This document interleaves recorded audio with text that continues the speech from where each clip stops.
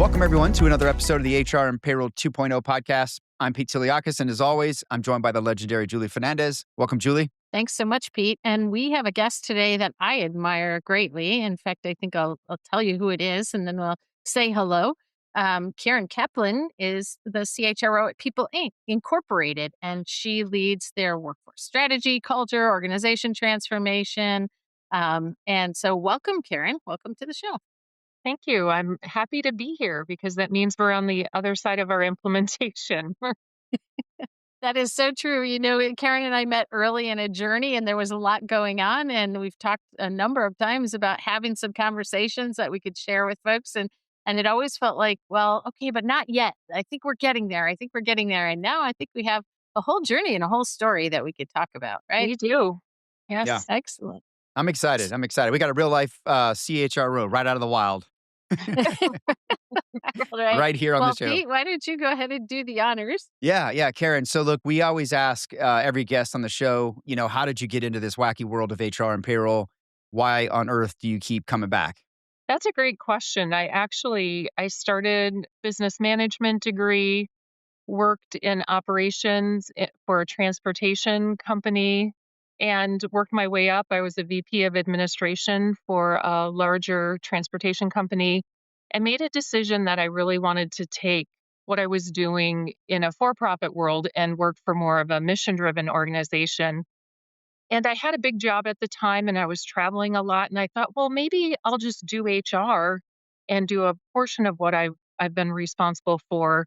And that'll provide good work-life balance and working for a nonprofit. And well, we all know HR is really busy and it's a lot to do sometimes, but it's been great. So for the last, 20 years, I've been working for a nonprofit mission-driven organization. And it's really the ability to work with people, the ability to be a part of our mission and the work that we do as a mental health care provider. And I can't provide the direct care to clients, but I know I can be a part of making sure our staff have the right tools so that they can focus on client care and really make a difference. So yeah, it's a super important mission. It's actually a really cool industry too, right, Karen? I know, so you haven't always been in it, but there's a lot of things that go on in the industry or that are critical to healthcare, the whole healthcare industry that are unique things to solve for that, not everyone has to solve for. So I was just wondering, which ones of those, I have a bunch of those that come to mind in working with you and your teams, but can you help tell our audience, not everyone has worked in healthcare. What are some of the unique things that are challenges for people that are working? Yeah, and nonprofit too, right? Plus healthcare. That's another layer of complexity. Yeah. Right. Well, I mean, first and foremost, we're heavily regulated. We provide a large span of different services from 24/7 residential treatment programs. We have some community support programs that are also residential. We have community-based case management. We have therapist outpatient clinics. We have therapists embedded into school systems. We have staff working out in homeless encampments trying to provide services. So the fact that our services are so broad, the needs of our staff really vary. So I think that's what presents some of the challenges of building a really good system, is knowing that we are going to have 24/7 programs. We are going to have shift differentials that we have to keep in mind. We have to set up, the right mobile technology for staff that are working out in the community so that the tool works for them as well.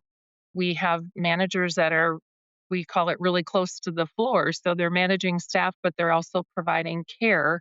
So they need the right tools and the right efficiency around scheduling, around approving time cards and approving shift changes. I mean, we just need to have a lot of flexibility there. Yeah. You guys have a very unique frontline force then, it sounds like, workforce. We do a wide variety of different qualifications, licensure. So we're keeping track of credentials and skills. Different programs require different types of training as well. So yeah, there's a lot of complexity in the work that we Yeah. do.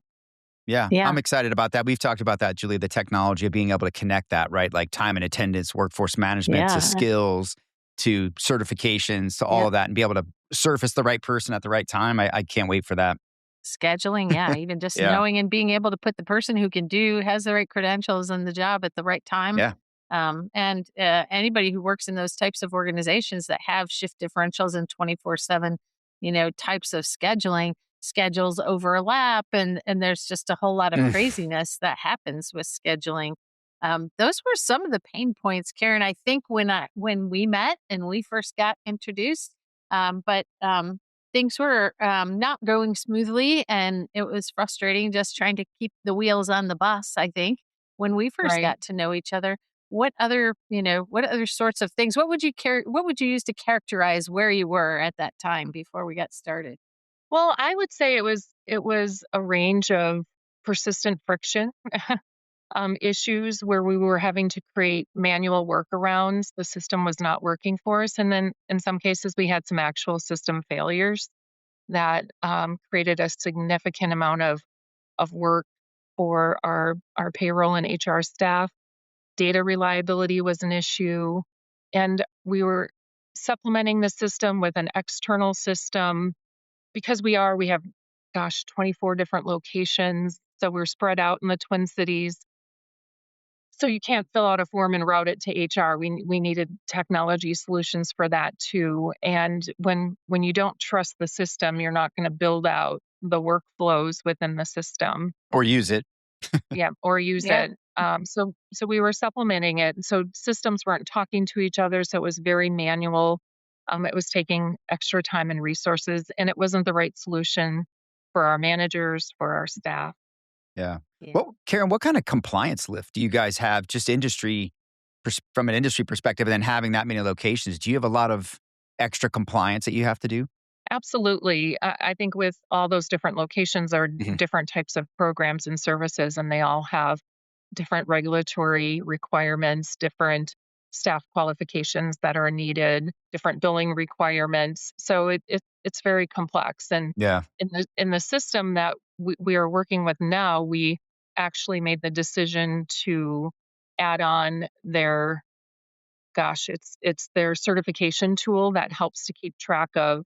So we know in an evening shift, we can have two people that are mental health practitioners, for example. One can be at a rehab level, but you can't have two at that level. So it's very prescriptive, and that's why having the right tool is just really important. Sure. Yeah. Yeah, I think going beyond even the there's a compliance portion, but there's also just even the funding requirements, right? When Mm. you're in a nonprofit, and so Yeah. to be on legal and regulatory things, is am I meeting with the constructs for the funding that is being brought in? And for those who are payroll nerds, just imagine, then also having to link your people costs and your people and other resources to funding sources as well in the GL, right? I think is just unique to the Right. whole world of nonprofits. Yeah. So at that stage, Karen, I hear a lot of practitioners that go into a new situation or are living with an existing situation that isn't ideal. And, there's this struggle, there's this internal struggle. Do I just need a different system, or what do I need to do to make this thing work? Because it's a lot of effort to go through a process to pick or to replace a systems environment. And you were very thoughtful about that when we approached it. And some folks are so frustrated, they'll just throw the baby out with the bathwater, right? Like, just give me something else. Some folks do that multiple times. Like what was your approach? Because you really did, want to be thoughtful and think about how could you best fix this. That's a great question because it really started at a point where we had a system that wasn't meeting our needs. We were trying to configure it so it would meet our needs. It was causing system issues, breakdowns, failures, and a lot of workarounds. And so we actually took a step back to say, what policies and practices do we need to change from an organizational level that will meet the system? And I don't no one wants to do that, but there's a point in time where you have to make that decision. And as we were doing that, that's when we started that work where we just really needed to understand and conduct that root cause analysis to determine what is what are configuration issues, what are platform issues, what can we fix from a configuration standpoint, what can we fix from a policy workflow change on our end, things that we can compromise on with the system, and what are things that just don't meet our needs or don't work correctly for us. And that was, gosh, was that about a 6 month? It felt like a long It process was that we were working. We took a lot of time, and I know we interviewed a lot of different stakeholders and did a lot of assessment in those areas. That's the hard part you gotta do up front. People try to skip. Or yeah. they don't admit that they need to change and then try to cram the old into the new, and that's not gonna work anymore, especially with AI. That was a big learning point for us because you hear a lot from those that are presenting systems like, oh, yeah, we can do that and we can configure that for you. The more you push it outside of what it was built or meant to do, the more I think risk you have in the system not working correctly. Yeah. So It's very important to try and adapt as much as you possibly can, because often what you're being presented is best practice or leading practice, and trying to to conform that around your outdated or grandfathered practice generally is just gonna bite you somewhere down the line. Yeah. I think, another unique flavor is for folks that are doing that actively. You changed some policies even just on how breaks or meals or, different punches and things were handled in order to try to work within the confines of the existing system. And then when you did get to a place where you were looking for new requirements, now, you get to the point where it's like, well, do I change the policy back, because I simplified it or tried to make it fit one scenario. Now I have an opportunity. Is it worth readdressing and going back to the old policy changes? Yeah. Where did you land on some of those, Karen? Just is it like it really makes you think about, was it that unique and was it that important that I would actually go back and change it all again from a change management I think perspective?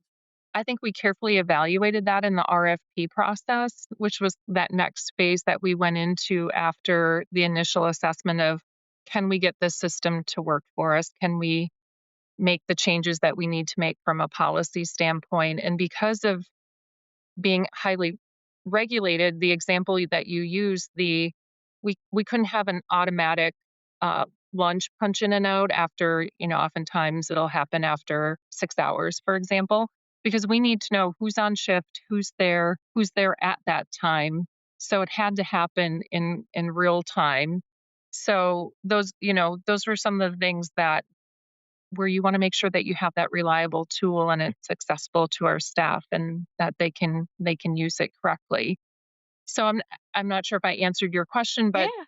I think we definitely did look at policy, and we were very mindful of, is the system, through the RFP process and through the assessment process of really understanding what we needed, what were things we could not compromise on, that the system absolutely had to do, and what were some of the nice haves, but we had some flexibility. So it's really important, and that's why I think starting with the assessment of the previous system really helped to inform the RFP for us, for sure. Yeah. Yeah. And in fact, it was key to figuring out whether you really needed to go to an RFP, right? Or you could salvage or redeploy or do the right things to make the system you had work for you. What sorts of things did you have to address with your peers and other leaders in the organization to just convince or assure them that, yes, we do actually need to think about making a change and go to market for something different? We tried, but we need to move in a different direction. They were all ready. I mean, the frustration with the system that we had, I think they were all very open and ready for a change. And the fact that we approached the RFP by pulling in stakeholders and really approach it from a change management standpoint, I think is a big takeaway and so very important. And where they were able to provide input, they were able to share what was working for them, what wasn't working, what they needed was a really important part of the process.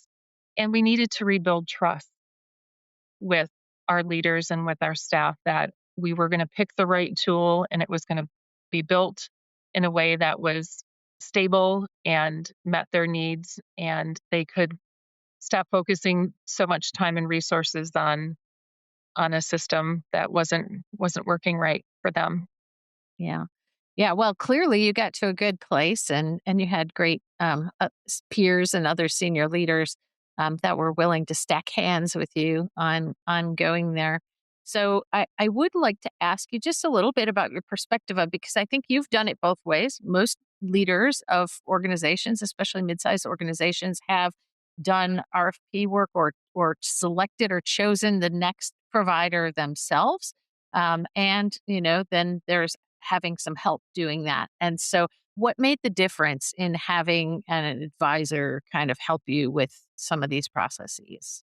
I really think, again, going back and looking at how we approach the initial assessment of our current system of, what are platform issues, what are configuration issues, what are policies that we need to, or workflows that we need to think about on our end, really gave us a good basis for starting the RFP. And it was really important from a change management standpoint that we had what felt like a very objective process for our leaders and our stakeholders in the organization. I think it was important for them to know that they could provide input and they would provide input.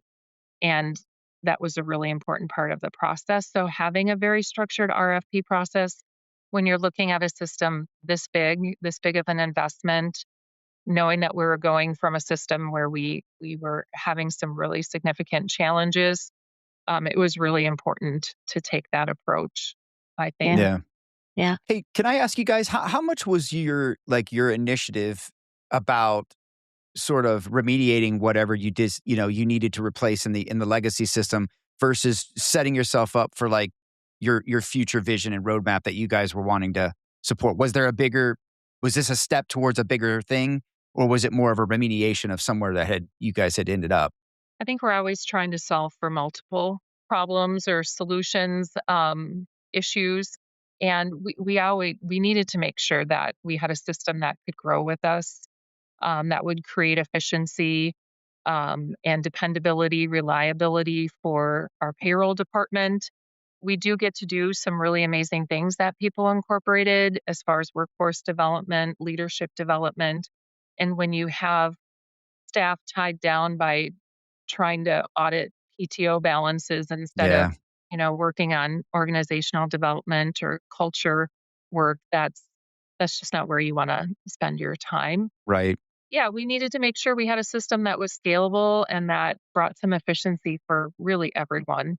Yeah. Yeah. Especially in an organization like yours, where I'm sure, even more so than maybe a private organization, you're working with, do more with less resources in a nonprofit typically.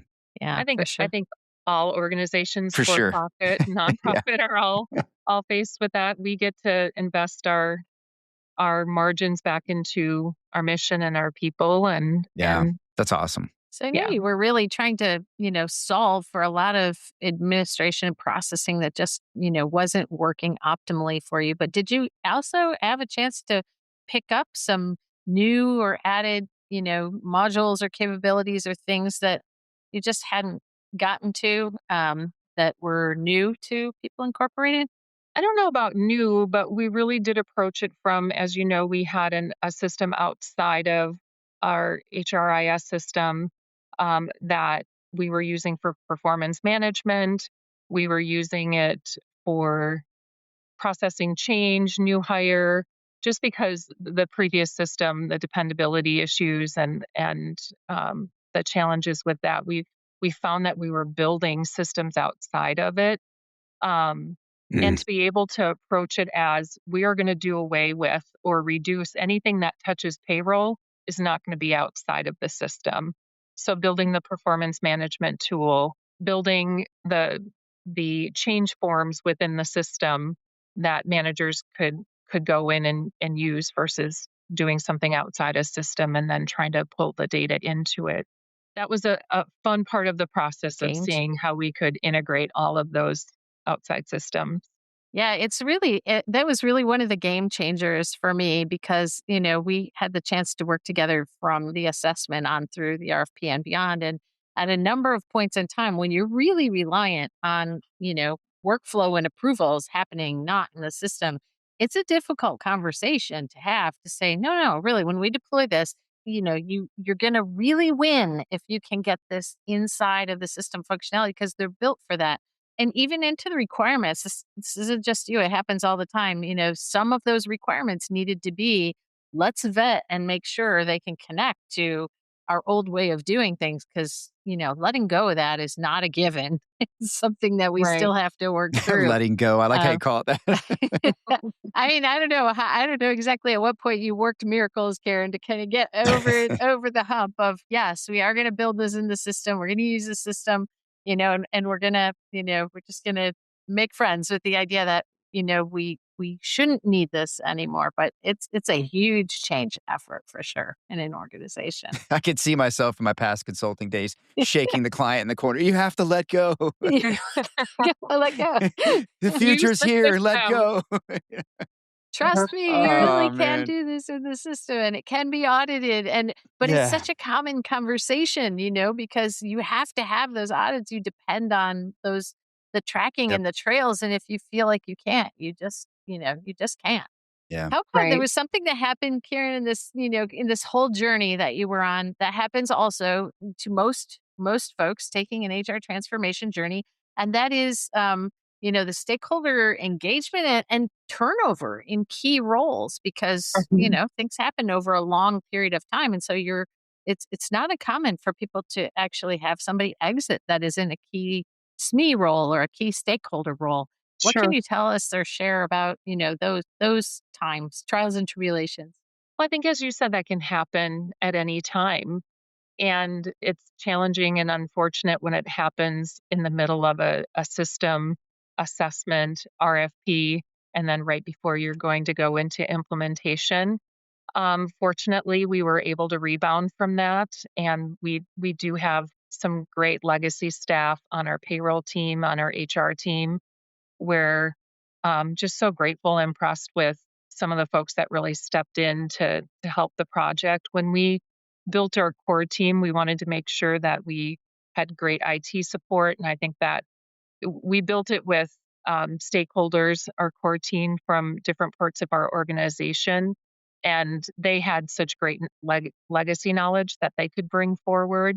So I think that helped us move through that challenge. But we were so committed to this project, and we made it a priority, and we were able to put the right resources towards it, and I think that really made the difference. And being able to rebound quickly from a turnover from a key staff person on the payroll team. Yep. But Yeah. Happens it's every time. yeah, I'm afraid to shout out, but I can't help but mention Angie, who was wonderful through the whole entire lifetime. And I won't shout out any absolutely. further because I will miss numerous people on your team that were just amazing to work with. I also would say, Karen, and I think you and I've talked about this before. IT came to the table, and they always do. They should Yep. be at the table in these things. And they really were a great partner in your journey, especially given the fact that there were these other workarounds that were pretty core, and so that I thought was really impressive. I mean, HR needs to have IT, they need to have finance at the table, and your IT stakeholders were really committed to helping support your vision going forward. So, however you build those relationships as a part of your role internally, working with other leaders in the organization, like I could just tell you had done a bang up job, and there was a lot of alignment, which isn't always the case. Sure. It's interesting. It's part of our strategy where we look at 4 different areas around client service and outcomes, innovation technology, our workforce development solutions, and of course the financial piece of that. So I think our culture really helps to support that partnership. And we learned from the previous one that we went through where IT was certainly involved, but HR was always a different system. It's really changed within our organization where we have that close connection, and you do need it because there's so many different components Yeah. to HR system that the technology, some of that's over my head and how it all feeds into other systems and all of the connections. So it's really important to have their support. And I think it was, again, back to when we had some of the turnover in the key stakeholder, having some of the support from other key departments was really helpful. And yes, a shout out to Angie, who has worked for the organization for 25 years. And she started out as a department of one. She's my HR director, and she oversees more than just payroll. But she stepped in and really led the project in a way that quite impressed by the work that was done. So Yeah. That's Yep. awesome. Yeah, That's she was awesome. amazing. There are always, like just there's always someone that is really a driver. Well, I know, you and I both know that your journey went on through implementation, which is a harrowing experience most times. So I wanted to make sure we touched on implementation as well and give you a chance to share some of your experience, your thoughts, lessons learned, anything that you would, you think that other folks might want to, hear or learn from around implementation that you went through? well, I think again, I can't stress enough, you have to approach any kind of project like this as a change management project. We had support from working with your team from project management standpoint. We had a project manager internally assigned who did a phenomenal job as well. So shout out to Danielle, our project manager, who great job keeping us on track and having even just the follow up from you cover so much in a system configuration meeting, and then there's all these different takeaways that need follow up. And she really kept us on track with all of those. We didn't mean to take a staged approach in our implementation, but it worked out that way.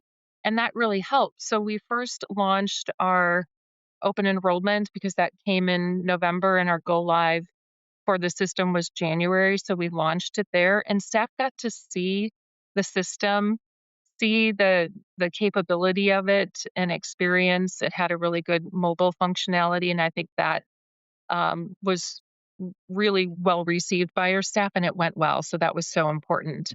So we launched our open enrollment in the system, even though we didn't have all the rest of the configuration done. And I think that was a nice preview to staff. Part of our project plan is always a communications plan. So we were closely connected with our communications team.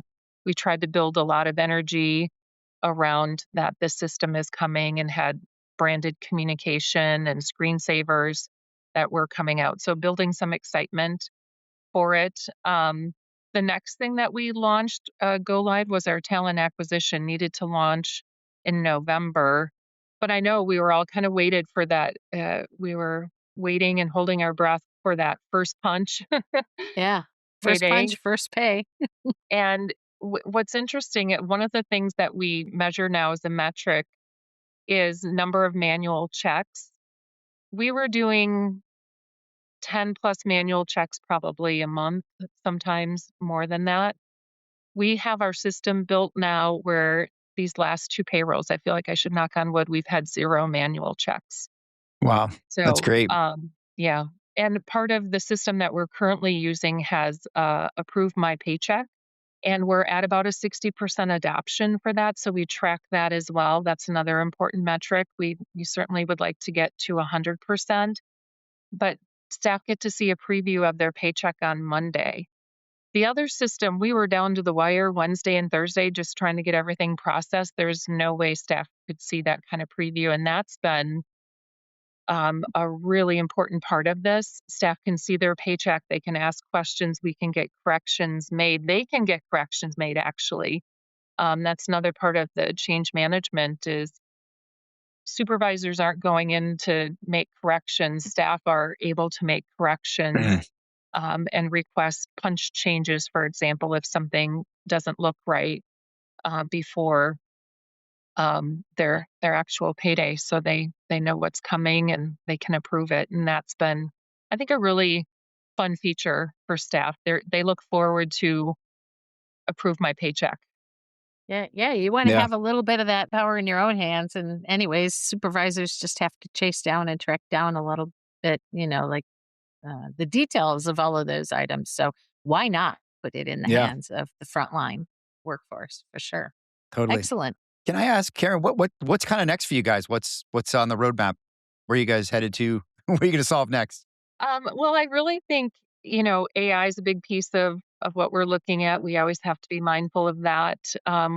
Looking at how we can improve efficiency for our managers, for our leaders. So we actually, Angie, my superstar, has started a Tiger team Oh, good. for our system Are and you pulling already it. using it are you using it on the front end of your business as well? And there's maybe something for you to tap into, or are you sort of doing spearheading your own AI work?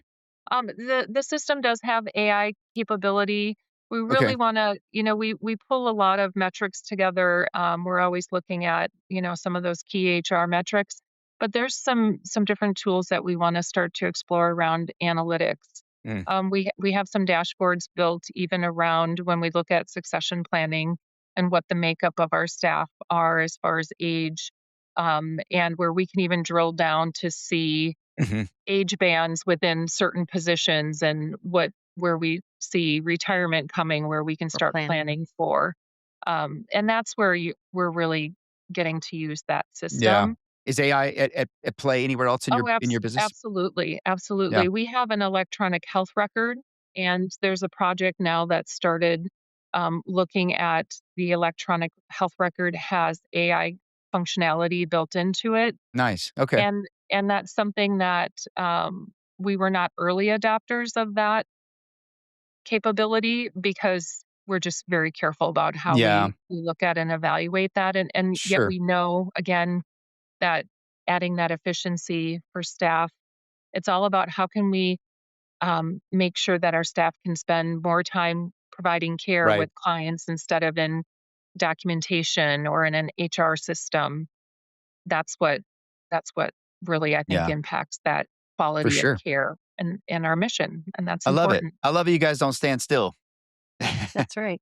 You can't. You You really can't. can't. That's right. And I think that's just so inspirational for there's so many leaders that are staring at the face of something that could be a 2-year transformation journey, right? And there are times that it can just feel overwhelming and helpless, and it's certainly a struggle kind of to keep on path, but I think you're proof positive that you can actually get to a very, very, a better place, a much better place, and something that fits what you need, and that does involve effort, some effort and a lot of coming together by the team, which you were great at.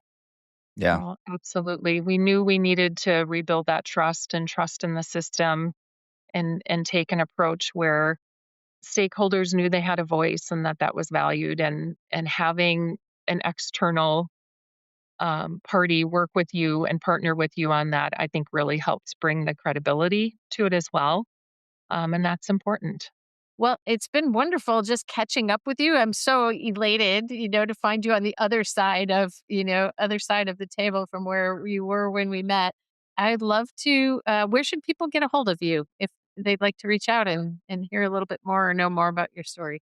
Well, absolutely. Our website is peopleincorporated.org, and there's great information about what we do as an organization.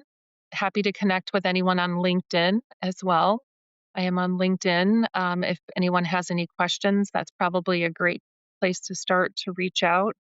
And I'm happy. I've had a few other businesses, organizations reach out and ask questions about, okay, tell me about how you went through the assessment or the RFP process, and Cool. I'm happy to talk about that. I love it. Well, Awesome. Karen, congratulations and thank you. Congratulations to Thank you you. and your team. Yeah. And thank you for joining us Wonderful. and sharing this. I really appreciate it. All my pleasure. It was, as Julie said, it was nice to catch up. Julie and I worked together pretty closely for about a year or so. I love It's it. nice to see you again and I love it. again to be Likewise. on the other side. That's the spirit of our show, right? We try to bring our network on and just share the knowledge and share the wealth. So, yeah, again, congratulations and thank you. And Thank thank you you. as always to the audience. Thank you, Julie. Great interview this time. And yeah, thanks to the audience, right? Stick and stay with us. We got more of this coming soon. Make sure to like, share, subscribe, give us a rating if you can. and we'll be back very soon.